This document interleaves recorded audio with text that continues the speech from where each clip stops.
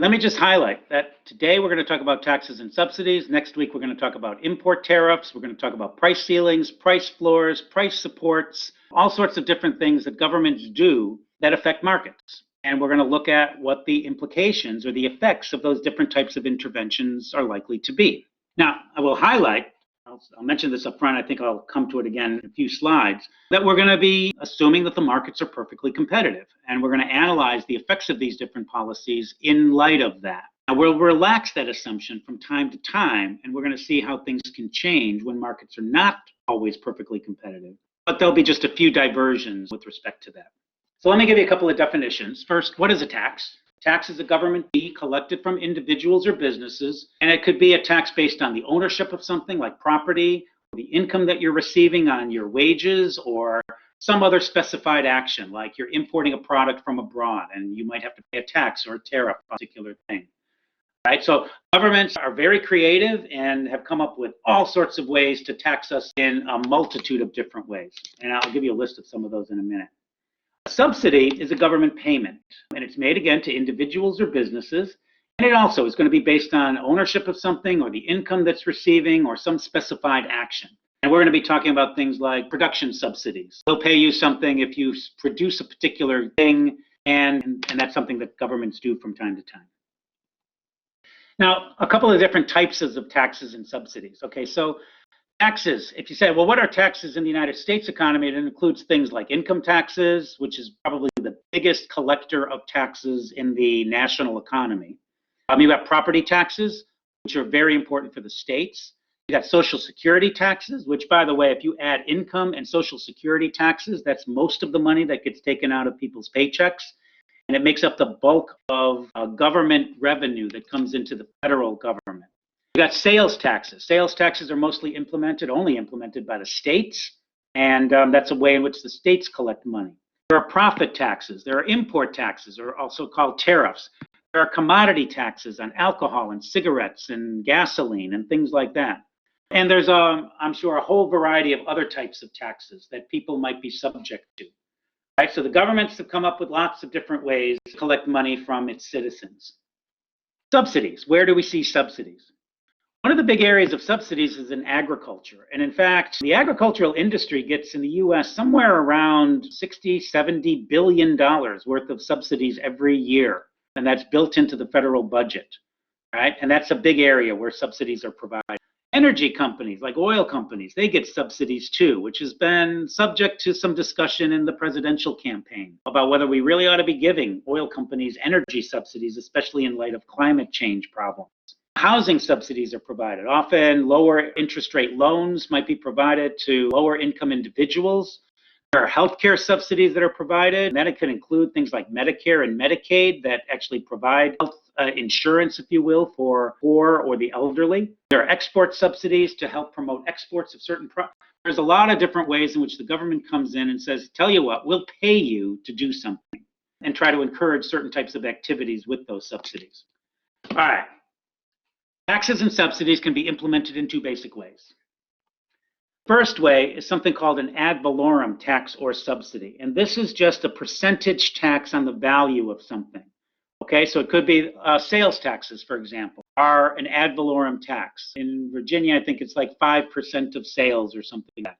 In New York, maybe it's 9% of sales, something. And so you look at the value of your receipt, and then you add on a certain percentage, and that's the money that goes to the local government. Or percentage of import value, or percentage of profit, and so forth and so on. And we usually talk about taxes as percentages of something. So it's a typical way to assess a tax. There's another way to assess a tax or subsidy, which is called a specific tax or subsidy. And this is going to be assessed as a dollar charge per unit of the good.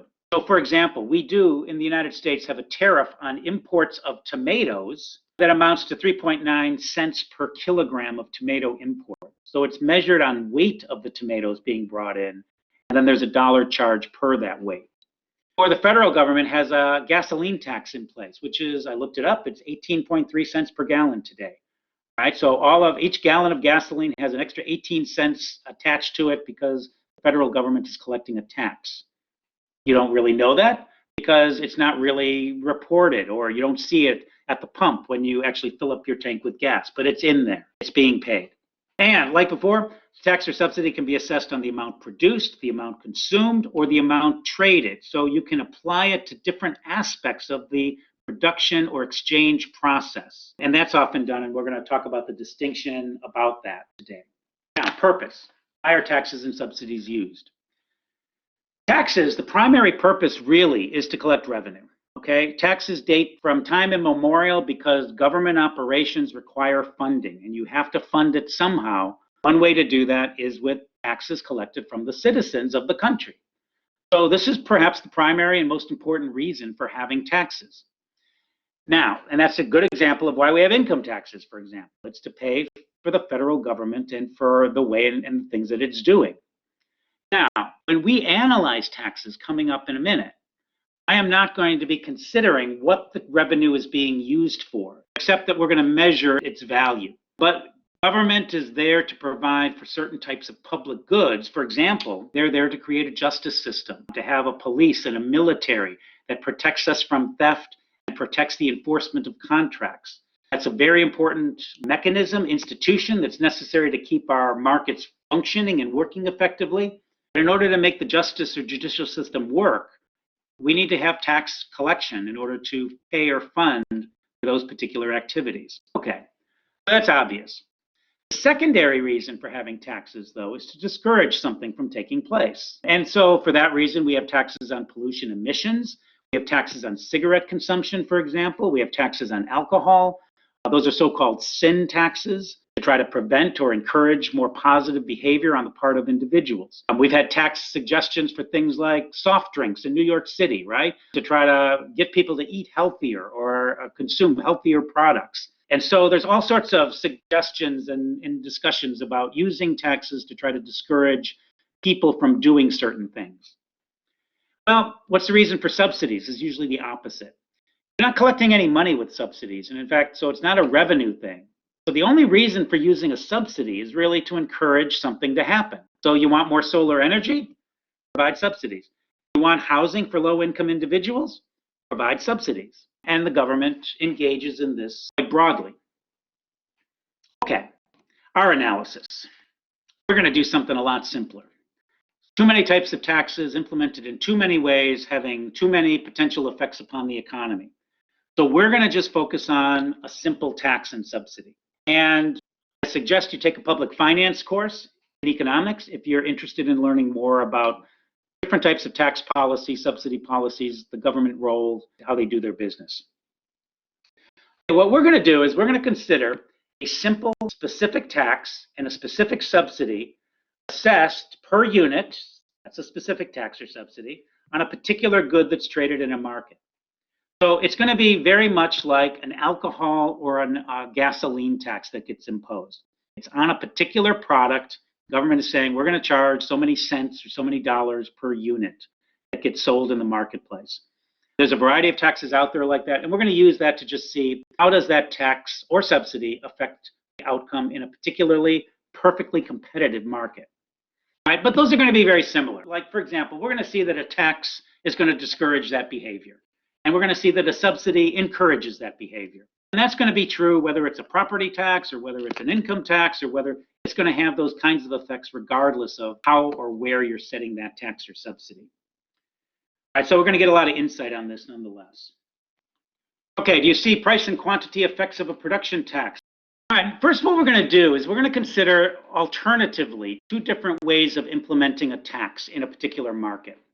In the first instance, we're going to say, let's suppose that the tax is applied on production of the good. So we're going to go to the producers producing this good and say, hey, you're producing this good, we're going to charge you a tax for each unit you produce.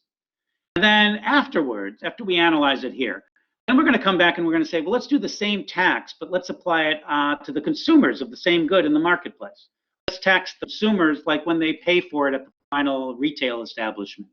Let's tax them instead. And then we're going to compare the differences between the two.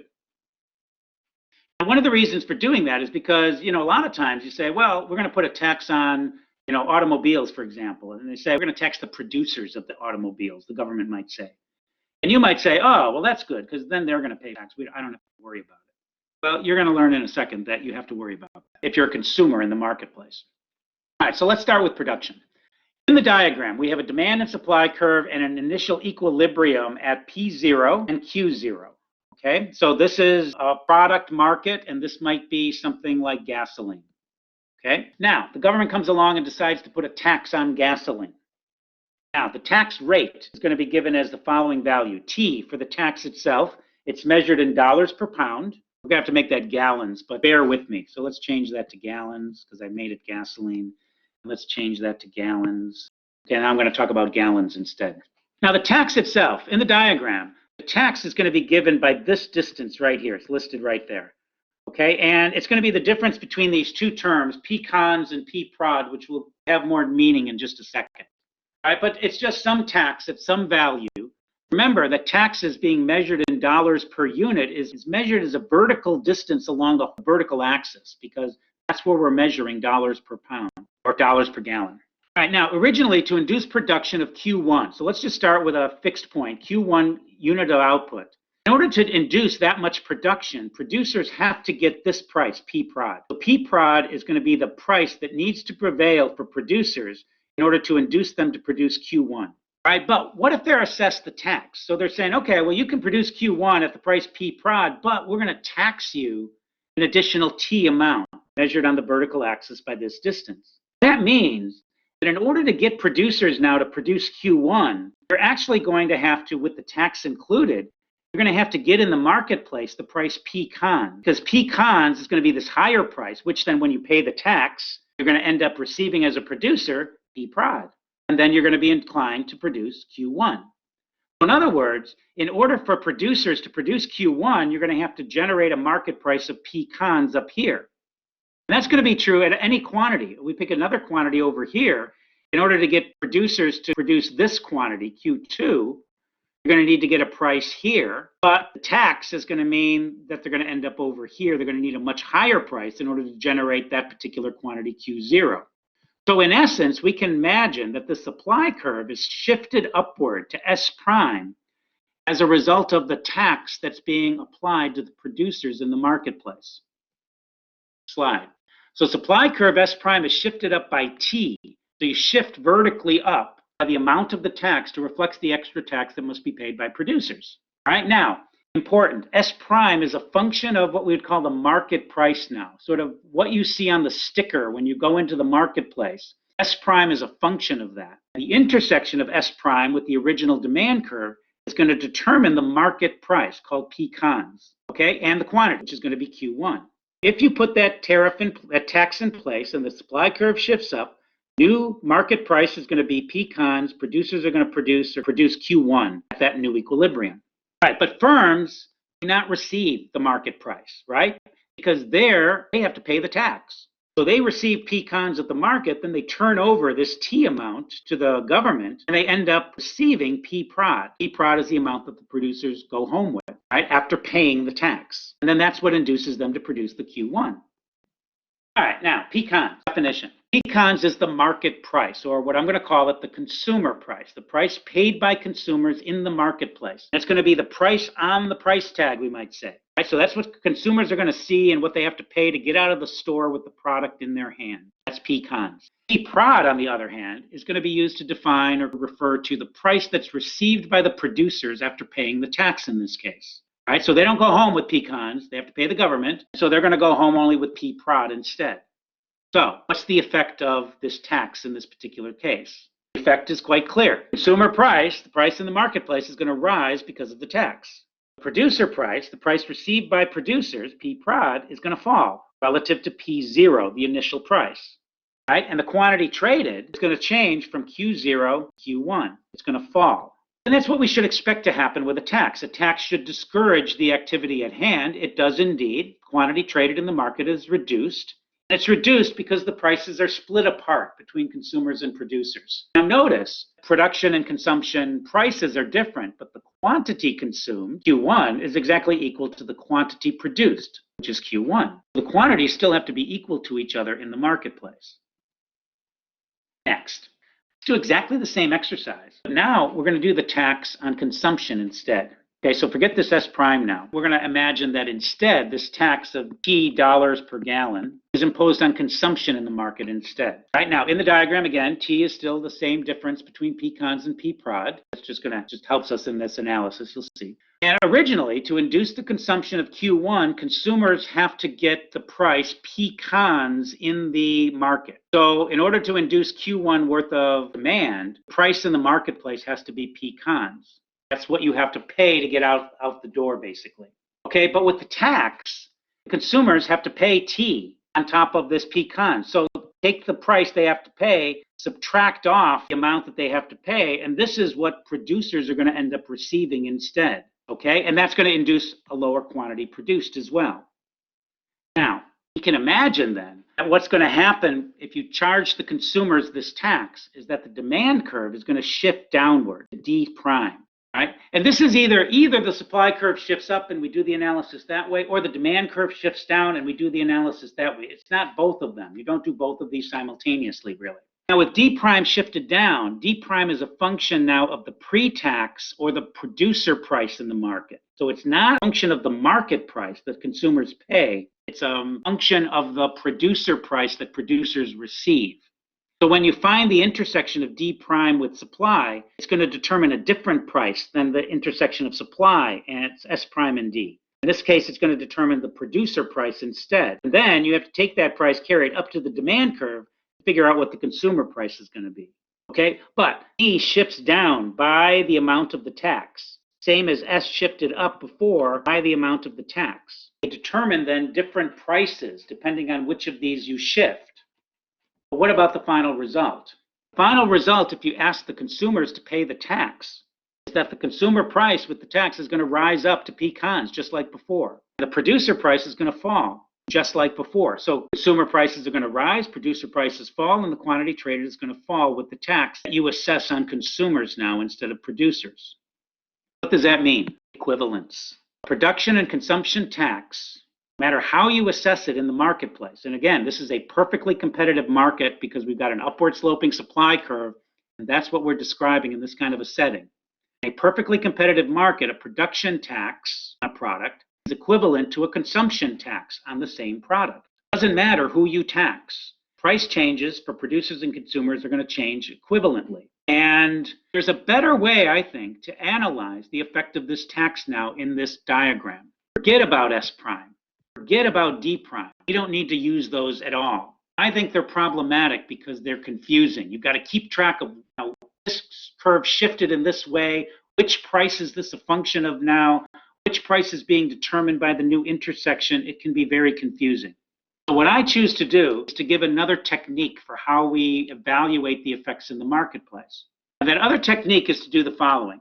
Right here. Find a quantity Q such that the vertical distance between demand and supply is equal to the tax. Okay, in this particular case, the vertical distance here is the tax. So you take that vertical distance and you find a quantity where the difference between demand and supply, again, vertically distant, is going to be equal to that tax. Notice this quantity here doesn't do it. It's too small. This quantity here is too big. The difference between demand and supply vertically, again, okay, that difference between this point here and this point here is too big, match T. But this point here, Q1, is actually splitting demand and supply by exactly the amount of the tax that's being assessed. So find the tax first, what's being charged, and bring it to the demand and supply curve and find, again, a quantity where the vertical distance is equal to that tax. That's how you're going to find the new producer and consumer price is going to prevail in the marketplace. A higher price on the demand curve is going to be the price paid by consumers, pecan. The lower price you find on the supply curve is going to be the price that's received by producers, what we call P prod. And so we don't have to shift supply and demand. It doesn't matter. It's going to give us the same result anyway. Now notice the following. Tax is going to drive a wedge between pecans and P prod. It's going to separate them apart. Relative to P0, the initial price, consumers are going to pay higher prices than that. Relative to P0, producers are going to receive lower prices than that. Difference in prices have to be equal to the tax that's being assessed. And quantity of supply at the lower producer price, P prod, has to be equal to the quantity demanded at the higher consumer price, pecans. And that on the diagram is equal to Q1. Now notice, bigger the tax, bigger the wedge, the lower the quantity. Let's say I put another tax into place, let's call it T2, and that tax is this distance instead, much bigger. Well, where would that give us a new equilibrium? Well, we take that distance and we find the vertical distance that's equal to that particular distance there, maybe about that. Okay, that's about the same as T2. That means that the quantity is going to fall further to Q2. And it means that the producer price is going to be lower, P2 prod. And the consumer price is going to be higher, Pecans 2. Right? So the bigger the tax, the smaller the quantity, the bigger the difference between the consumer and the producer price, the bigger the wedge, so to speak. Right? And that's what we're going to get. Now, if you have a smaller tax, like this one here, you're going to find the quantity much closer to the free trade or free market equilibrium with no tax in place. So a small tax reduces quantity a little bit. A big tax reduces it further and further and further. Okay, so that's how we can analyze the price and quantity effects of a tax on this particular diagram. Welfare effects. We really want to see in the end is not just how does the price change, how does the quantity change, but we want to know how the individuals participating in the market are being affected as a result of this tax. Okay, and we can do that using our mechanisms now of producer and consumer surplus. All right, now remember that in the marketplace at P0 and at the original quantity Q0, before the tax is put into place, what is the before tax welfare? Well, consumer surplus is going to be given by the area between the price that prevails in the market, P0, demand curve, and the vertical axis. So it's going to be equal to A plus B plus C. Producer surplus is given by the area above the supply curve to the price. So P0 is the price, the supply curve is here, the vertical axis is there. So the producer surplus, the short-run profits and payments to fixed costs, are going to be given by areas D plus E plus F. Remember, these letters correspond to the area of the shape that it happens to be sitting in on the diagram. Surplus effects are measured by areas on the graph. Taxes are measured by vertical distances here. Quantities are measured by horizontal distances here. When we multiply price and quantity together, we get dollar values, which is what all of these areas inside the diagram correspond to. So this is consumer surplus measured in dollars, producer surplus measured in dollars. If we ask, what is the market welfare? We just add them up. It's going to be A plus B plus C plus D plus E plus F. So market welfare is going to be the summation of all of the surplus that's being earned in that marketplace because of sales taking place at the price P0 and the quantity Q0. It's all those happiness bursts that are accruing to the Smith & Joneses that are coming together and trading this particular product in exchange for money. And now, let's put the tax into place. Changes in welfare. So we're going to look at the change in welfare from the tax. So now, the original equilibrium is the price P0. To analyze the change in consumer and producer surplus, we have to ask, well, in the new equilibrium with the tax imposed, what is the new price for consumers? And then how does that affect consumer surplus? So the price for consumers goes from P0 up to Pecans. As a result, consumer surplus goes from ABC to just A. Consumers lose because they have to pay a higher price and because they get a lower quantity of this good than they did before. On this diagram, we can measure how much they lose in dollar value. The loss is going to be corresponding to minus area B plus area C. Okay? What about producer surplus? Producers originally were getting the surplus area DEF, but the price for producers falls to P prod. They get a lower price after the tax is imposed. So as a result, producer surplus falls to area F. That means producers lose areas D plus E. So the tax is actually affecting both the consumers in the market by some amount. They're getting less total surplus, and producers are getting less profit as a result of the tax. All of this leads to a loss overall in the marketplace. But there's a positive effect from the tax. The positive effect is the tax revenue that's coming into the government, and then the government uses that money to spend on public goods, social programs, transfers money to somebody. Somebody is getting the benefit of the revenue that's going to the government. I don't really want to say the government benefits from that because I'm presuming it's not going into the hands of government officials. Instead, it's going into the revenue stream, which is then being used to provide, public goods that are provided by the government. It's helping finance our police and fire and military and things like that. How much is it? It's going to be equal to the tax, which I've said is equal to value T dollars per gallon. And you're going to have to multiply that by the quantity that's traded, which is Q1. Q1 is this horizontal distance right here, because that's 0. Q1 is this distance then. And T is given by this distance between P prod and P cons. So it's going to be equal to areas B plus D. This is a positive effect for the economy. Money comes into the government, they spend it for good things, presumably, and those good things accrue to people within the economy. So we want to count that. All right, what is the total market welfare? MW stands for market welfare. The total effect is going to be, notice the following. Minus B and plus B cancel out. Minus D and plus D cancel out. And we're going to be left with a market welfare effect of minus C minus E. The net effect on welfare is negative. The tax causes a loss to the economy overall. Let's think about why.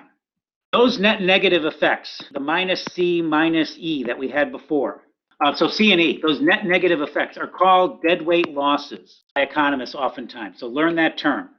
They're also called economic efficiency losses. And in fact, we can actually go back.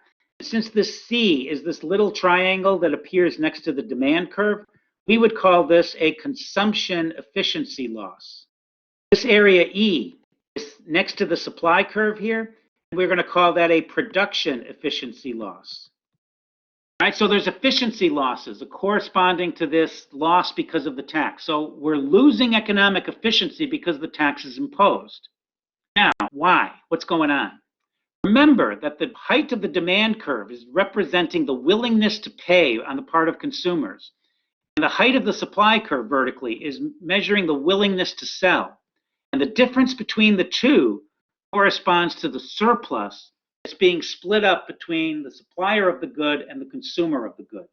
But what's happening here? What's really happening is that we're losing a bunch of trades that would have been favorable and would have been possible before the tax. The tax is discouraging the trades that generate surplus that's less than the amount of the tax. And because it's eliminating all of these trades right here, it's eliminating all of this consumer surplus and all of this producer surplus. So you're basically eliminating some positive benefits that would have accrued to individuals had they been allowed to trade at the free market price P0. And that's why we get efficiency losses as a result of the tax.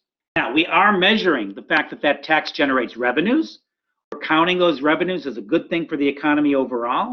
But even despite the benefits on the tax revenue, we're actually ending up with a net negative effect for the economy or for the market overall. And it's that reason why a tax can be thought of as being detrimental for the economic system. Taxes discourage this activity, which would have been favorable from the consumer's perspective, and we're eliminating some portion of those trades because of the tax that's being put into place.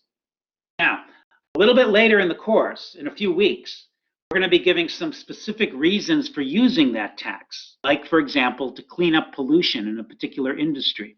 We're going to think about those offsetting effects of pollution. When we do that analysis later, we're going to come up with an argument for why the tax can actually lead to an improvement in economic efficiency. We have to have that ulterior other reason to include in order to talk about that. We'll get to that.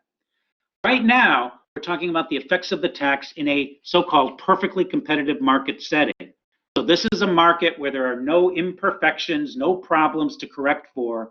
When we have a tax in that circumstance, the effect is that it doesn't help the market at all. It's actually reducing market welfare. It's hurting producers, it's hurting consumers, and it's benefiting the government to some degree. But the net effects are nevertheless negative because of the tax. There's an argument then for why government intervention be detrimental to the economy and to society. Okay, hold on to that. It's not the end of the story. We've got a lot more to tell about that. So here's what I'm going to do now. Let's talk about the effects of a subsidy. So let's suppose the following. Let's suppose we have a free market equilibrium and that the original equilibrium has a quantity Q0 and a price P0. But let's imagine that a specific subsidy, S dollars per pound, is imposed in a market. Now, the first thing we might ask, okay, subsidy, what is it? It's a payment by the government. Typically, in this case, it's going to be made to the producers. So if you subsidize a product, and why would you subsidize something? Because you want to encourage the production of that particular good. So the things that governments would subsidize are things we'd like to have more of. A good example of that might be something like solar energy, for example. You might want to subsidize solar energy production so we can produce more solar cells, produce electricity more with solar panels, and reduce the effects somewhat of climate change or carbon emissions, for example. So that could be the background motivation, but here we're just going to evaluate the market effects of the subsidy. All right, the subsidy should encourage production. If you're going to pay people to produce for the market, then the more you pay people, the more they're going to want to produce. So one thing the subsidy should do is stimulate supply of the product. And then to do that, you're going to have to raise up the price that producers receive.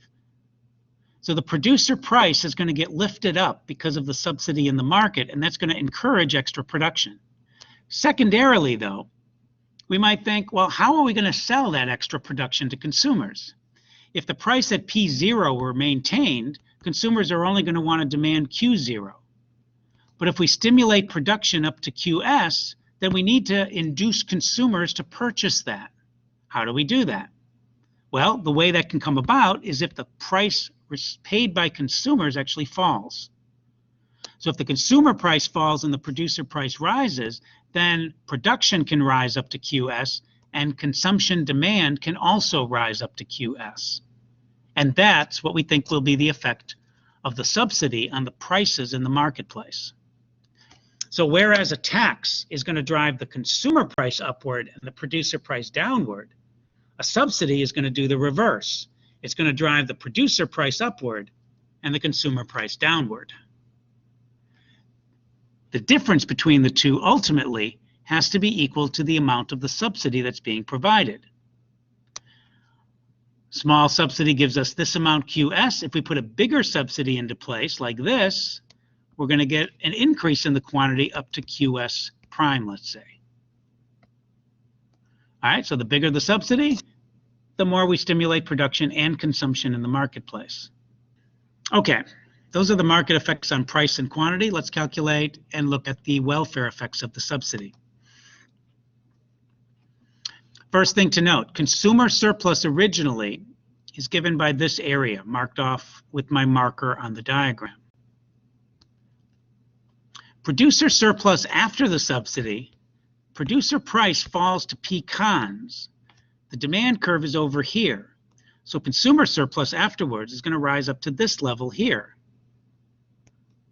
Therefore, the change in consumer surplus is going to be given by area C plus D plus E. Consumers are going to be made better off because they're paying a lower price and the quantity they consume has gone up.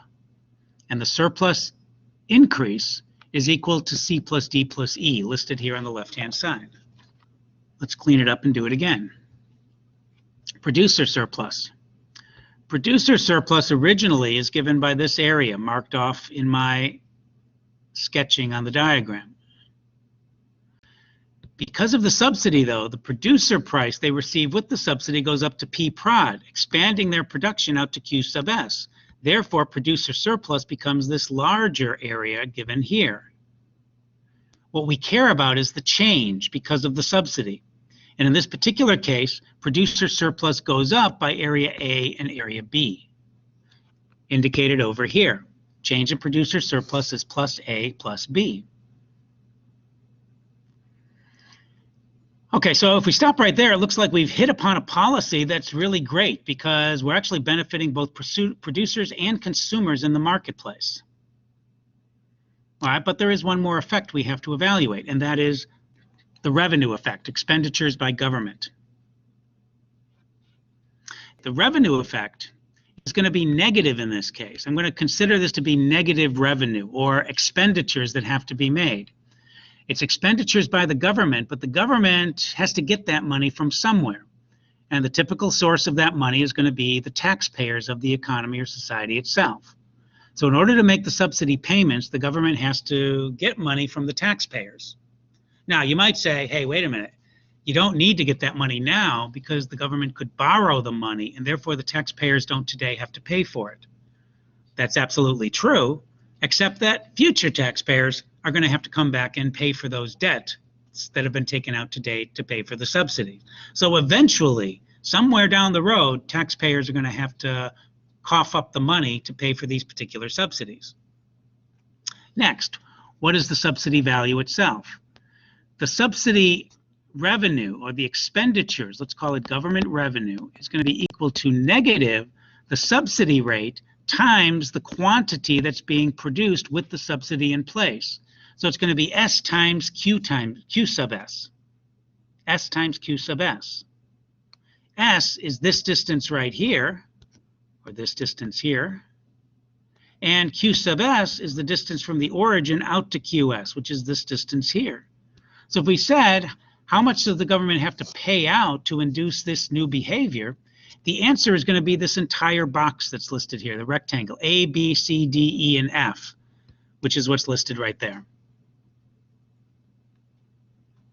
So now, we look at the sum total effects here and say, what are the total effects of the subsidy?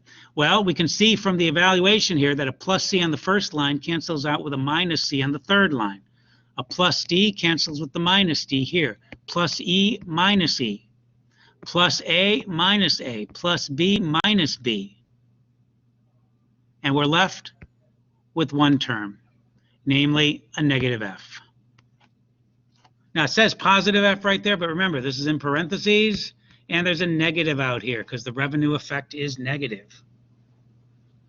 So the change in market welfare is going to be a negative F. There is a loss in economic efficiency because of the subsidy. Now you might say, well, wait a minute. I thought transactions, any kind of a trade that brings two people together, has to generate a win-win scenario, or else they wouldn't make that transaction. So because we're encouraging transactions here, one might think, hey, shouldn't this generate a positive outcome overall? Because if trade is good and we're creating more trade, then shouldn't that be even better? Well, the problem here is that those trades are trades which, if left alone, would not have occurred. The only reason these extra trades are occurring is because the government is financing the difference in prices that will make them viable.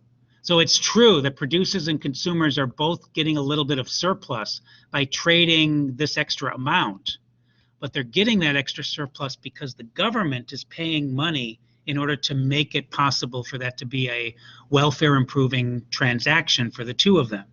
And it turns out that the money that the government has to pay to induce those extra trades is actually more money than the surplus which is being created by those trades. And that's why there's a net reduction in welfare here as a result of the subsidy. All right, let me talk just briefly about tax incidence real quick. Tax incidence refers to who pays, not more of the tax really, but just the tax. So a tax gets implemented, and here too, you go back to sort of the naive view is if you put a tax on consumers, the consumers have to pay the tax. Well, that's not necessarily true. The incidence of the tax is that when you put the tax on consumers or producers, consumers are going to pay part of the tax and producers are going to pay the other part of the tax. And who pays what portion of the tax is referring to the tax incidence. Now, the only thing that we're getting at here with this diagram is that the incidence on taxes is going to be dependent on elasticities of both supply and demand. And what we're suggesting here is that if we take a look at the demand function and consider D1 and D2 as two different types of demand functions, because D2 is flatter than D1, we would call D2 more elastic. Okay? So D2 is more elastic than D1. And we could ask, all else equal, if demand becomes more elastic, what does that do for the incidence of the tax? Who pays it? Well, notice, if we have a fixed amount of the tax here, but we lower the slope of the demand curve to this, and we implement that same tax, the new tax is going to have the effect of moving the equilibrium to this point here instead. And the incidence on consumers is going to fall from this distance here to this distance here. So the more elastic is demand, the less consumers pay their share of the tax. Elasticities then affect the distribution of the tax incidence between the producers and the consumers. And that's what's being illustrated here and here in this diagram, where we change the elasticity of supply and come to a similar conclusion.